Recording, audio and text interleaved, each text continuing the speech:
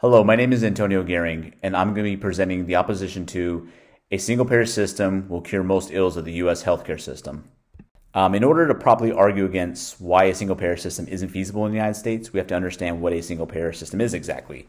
A single-payer healthcare system is a healthcare system that is publicly ran, or in other words, government ran, or a quasi-public agency which takes full responsibility for delivery and payment of healthcare services to its members. Everyone within the single-payer system has only one option. In contrast to private health insurance, which there's multiple companies and also plans within those companies, single-payer system only offers one option to its members. It does give access to doctors, hospitals, long-term care, prescription drugs, dentists, and optometrists. Two things I want to point out is dentists and optometrists. Normally, under private insurance, those aren't included in a health insurance plan, but through a single-payer system, those would be included in that offering to its members, which increases utilization and also increases funding. Everybody does have access to comprehensive coverage regardless of their ability to pay.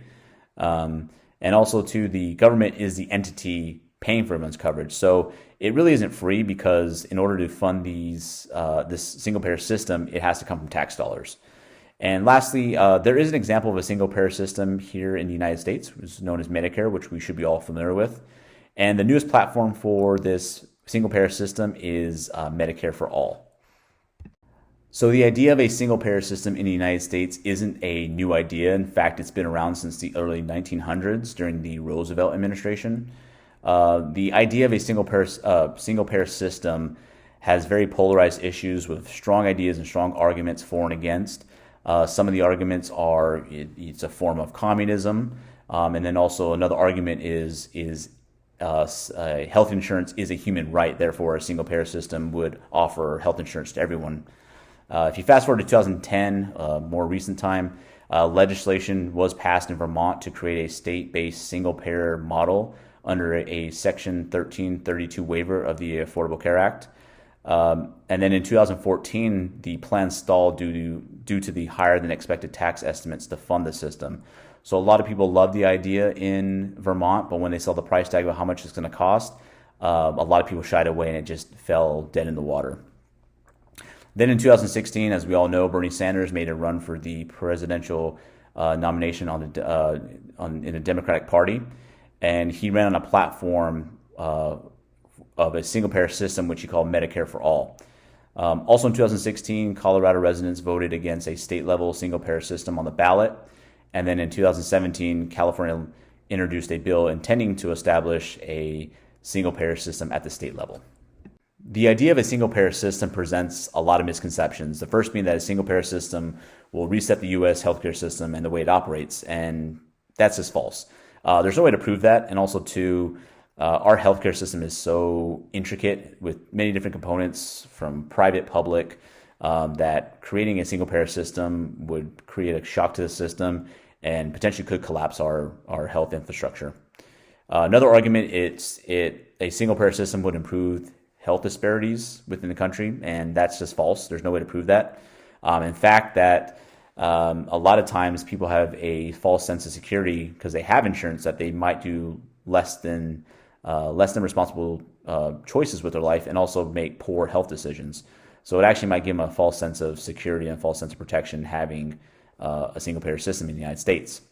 One of the hot arguments right now is that healthcare is a right, and with a single-payer system, it would offer that quote-unquote right to everyone, and that's simply not true. There's nowhere in the Constitution or any laws or bills that states that healthcare is a right.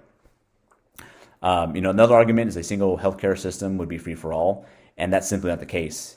Yeah, consumers aren't going to be paying copays and deductibles and so on and so forth, but they're going to be paying for the health services through increased tax dollars. And lastly, the argument that other countries such as Canada, it works, and to a certain extent, yes, that's true, but there's a lot of people from Canada that come down to the United States to utilize services that are unattainable in their country. If their healthcare system's so great, why are they coming to our country to partake in healthcare services? As I stated before, nothing is free. In order to properly fund a single-payer system within the United States, it would increase the federal budget by $32.6 trillion within its first 10 years, from 2022 to 2031. This increase in the federal budget would equal about 10.7 of the GDP, in 2022. And then by 2031, it would go all the way up to 12.7%. Even by doubling federal, individual, and corporate income taxes, we would still fall short of fully funding a single-payer system within the United States. In addition, providers operating under the system would be reimbursed at Medicare rates, which many Medicare rates at times pay 40% lower than private health insurance rates. With that being said, it's going to cut into profits of healthcare organizations, which ultimately, kind of screws over the healthcare workers. Without making all that revenue, they're not able to hire and also promote and also grow their employees. So with lower Medicare rates, they're not going to be able to stay in business. This is a really great table because it provides some visual aid as to the cost of a Medicare for all or a single payer system within the United States. Some numbers I do want to point out. If you look here at the very top, the top line, you'll see a line that says 2022 currently projected personal healthcare spending. So this is what Americans as a whole would be spending on healthcare services next year. If you go a little bit further down in the middle of this graph or middle of this table, you see that the national healthcare expenditures is estimated to be $4.5 trillion. Obviously, there's a difference between that. There's how much you're going to be paying and how much is actually going to be needed to fund all the healthcare expenditures. And if you go a little bit further down, you see the 2022 federal share of the national healthcare expenditures under a Medicare for All plan.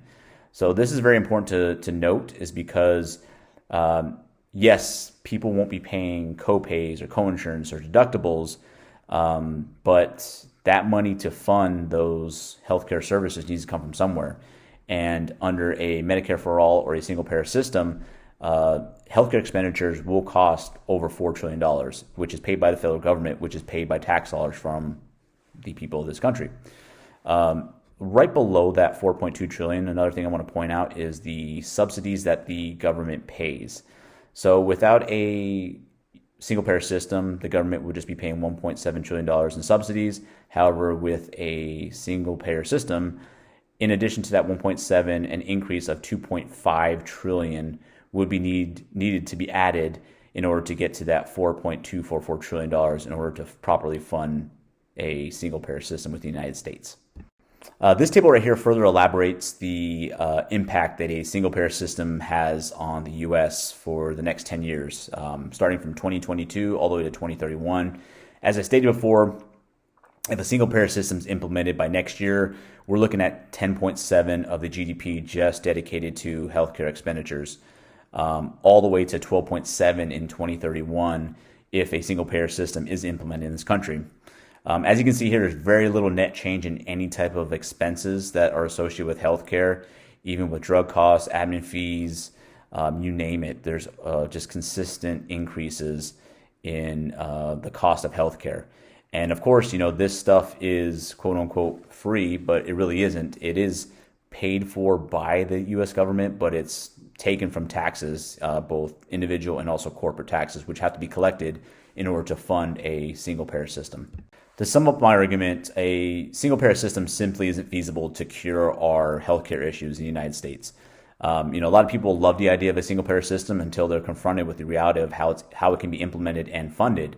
A perfect example is a NBC Wall Street Journal poll where 40% of the participants were in favor of a single payer system until they were confronted and they were told that their employer-sponsored health insurance would be eliminated and also would be tax funded. So that 47% approval rate reduced to 36%, and then 55% just flat out opposed the idea of a single payer system altogether. As I've been saying throughout this presentation, it's not free. Premiums, co-payments, deductibles are eliminated, but what is replaced in those financial responsibilities of the consumer is increased tax rates. Even for people that don't utilize healthcare services, they're still going to have to pay into increased tax rates to fund a single payer system. With the elimination of those deductibles, co-pays, and co-insurances, it doesn't give a lot of responsibility on the consumer. People tend to use more healthcare services when there are fewer financial obligations and responsibilities to them. And lastly, by providing health insurance coverage to all, it would greatly increase utilizations and lead to staffing issues and burnout. I mean, just look at our COVID era. So many people utilize health insurance or health services and their health insurance, and it led to nurse burnout and people quitting. With increased access to care and also services, it's going to eventually just burn out our U.S. healthcare system. These are a list of my references I used for my presentation, and this concludes my argument. Thank you very much.